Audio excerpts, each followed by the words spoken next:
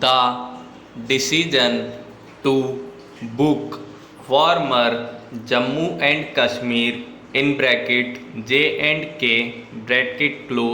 Chief Ministers Umar Abdullah and Mehbooba Mufti under the Public Safety Act (PSA),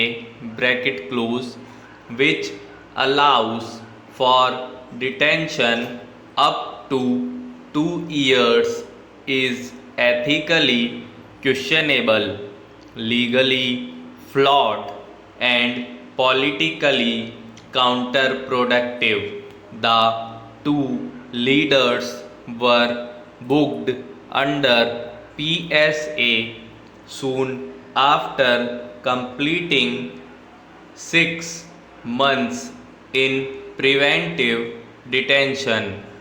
Umar's father, former CM Farooq Abdullah, is also detained under PSA. Sections of the media have cited a government dossier outlining the charges.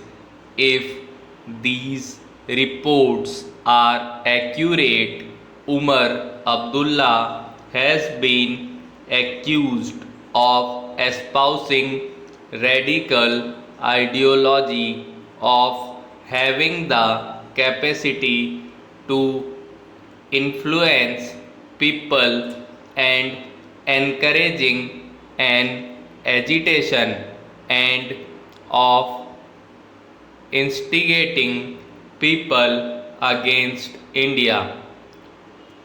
Mrs. Mufti too has been reportedly accused of promoting separatism and making proactive statements which have led to violence. The government's approach over the detention of leaders is disconcerting. For one, it violates the spirit of the Constitution. Individual liberty is at the heart of the democratic Constitution. The government has shown no tangible evidence which suggests that the Abdullahs or Mrs. Mufti had done anything to stir violence or seek to break up the union. Yes, these leaders have been critical of the government's decision to effectively nullify Article 370 in the state and divide it. Yes, they run parties which can organize demonstrations in opposition to these moves, but this is their fundamental right as Indian citizens. If the government truly wants to integrate J&K with the union, it cannot do so without giving to the citizens in J&K the same rights exercised by Indians elsewhere. It also cannot do so unless democratic activity gets restored, which can truly happen only when these leaders get released. The move also undermines the Indian state's interests.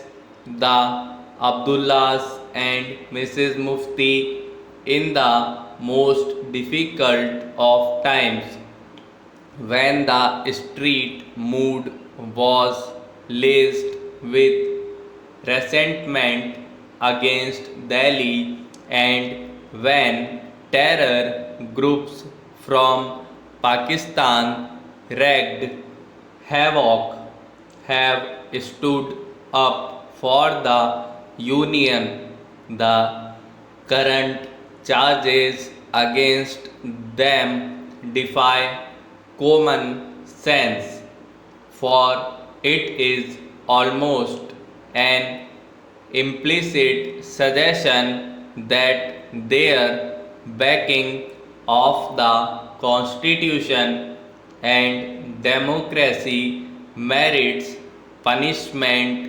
Will this not strengthen those who are against India?